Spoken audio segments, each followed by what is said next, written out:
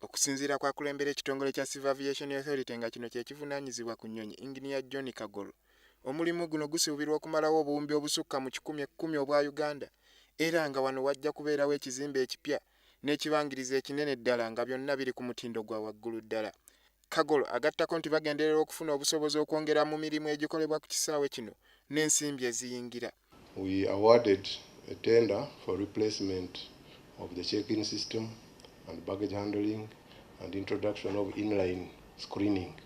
That project has already been signed. We have signed even the letters of credit, so the installation will begin in July. Omulimu guno gusuubirwa okuggwa mu bbanga lya myezi 8, naye ng'emirimu ku kisaawe tegijja kuyimirira kubanga ekisaawe ky'Entebbe kikola ng'entabiro y'entambula mu mawanga agali mu Great Lakes Region okuli DR Congo, Sudan, Rwanda, Burundi, Kenya, Tanzania ne Uganda.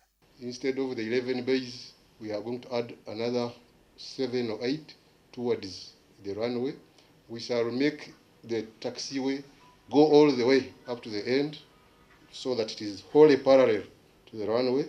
We shall put in rapid exits so that the operation, the efficiency of the use of the runway is higher, so that these aircraft which don't need a lot of length should be able to go off the runway so that the runway is available for use.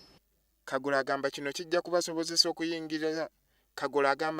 kubasobozesa okuyingiza n'okufulumya abantu abawerera ddala obukadde 600 nga kati bayingiza abantu akakadde kamu n'emitwalo 4.